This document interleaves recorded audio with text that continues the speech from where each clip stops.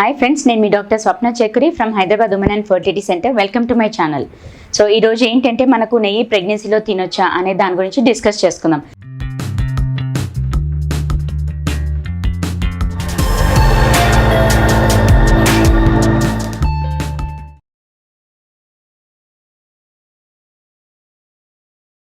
చాలామంది అడుగుతుంటారు నెయ్యి తినొచ్చా తినకూడదా అనేది. సో బేసికలీ ఏంటంటే ప్రెగ్నెంట్ లేడీస్లో మనకు on and average extra calories అంటే 200 to 300 kilo calories per day extra అవసరం పడుతుంది.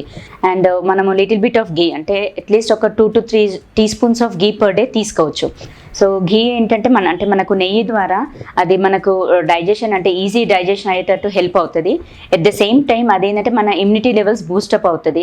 మన మెటబాలిజం బాడీలో సెల్యులర్ మెటబాలిజం అనేది యాక్టివ్గా ఉంచడానికి హెల్ప్ చేస్తుంది. అండ్ దెన్ మనకేంటంటే కర్రీస్లో ఆయిల్ కానీ బటర్ దాని బదులు మనం ఘీతోనే కర్రీస్ ప్రిపేర్ చేసుకుంటే అది ఇంకా యూస్ఫుల్ ఉంటుంది అన్నట్టు. అండ్ ఇంకోటి ఏంటంటే నెయ్యిలో చాలా it's rich sources of antioxidants, ఒకటి multivitamins, minerals and omega 3 fatty acids అత్యధిక మోతాదులో ఉంటుంది.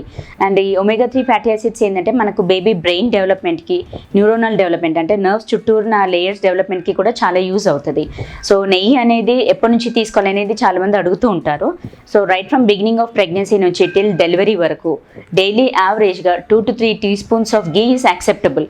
మరీ ఎక్కువగా కూడా తీసుకోవద్దు, బికాజ్ దానివల్ల ఏంటంటే మళ్ళీ ఫ్యాట్ కంటెంట్ ఎక్కువ అయ్యే ఛాన్సెస్ ఉంటుంది. మనకు బాడీకి ఎంత అవసరమో అంత తీసుకోవడం బెటర్. అండ్ దెన్ ఘీలో ఏంటంటే మనకు బ్యూటరేట్ అనేది ఒక ఫ్యాటీ యాసిడ్ ఉంటుందండి. సో అదేంటంటే మనకు గట్ ఇమ్యూనిటీ అంటే మన పేగుల ఇమ్యూనిటీ కానీ బేబీ గట్ ఇమ్యూనిటీ కూడా బిల్డప్ అయ్యడానికి హెల్ప్ అవుతుంది. సో ఘీతో ఏంటంటే చాలా అడ్వాంటేజెస్ ఉంటాయి. బట్ కొన్ని ప్రికాషన్స్ అంటే మనం ఏంటంటే బయట అవుట్ సైడ్ ఘీ అట్లా కాకుండా మనం ఇంట్లో తయారు చేసుకున్న నెయ్యి తీసుకోవడం బెటర్.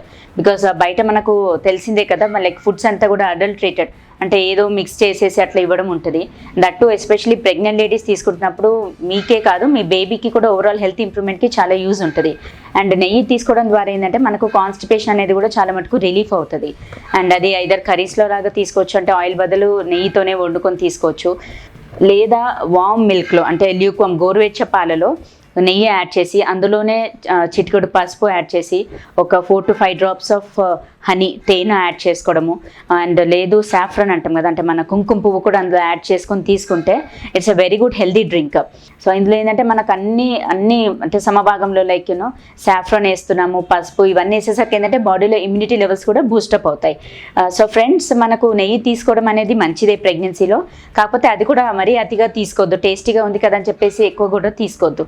అండ్ ఈ వీడియోలో ఏంటంటే మనకు నెయ్యికి సంబంధించిన అడ్వాంటేజెస్ ఏంటి, బేబీకి ఎలా యూజ్ అవుతుంది, మదర్కి ఎలా యూజ్ అవుతుంది అనేది తెలుసుకున్నాం. అండ్ ఈ వీడియో మీకు నచ్చినట్లయితే, ఇన్ఫర్మేటివ్ అనిపించినట్లయితే please like my video and share with your friends and needy people. Thank you.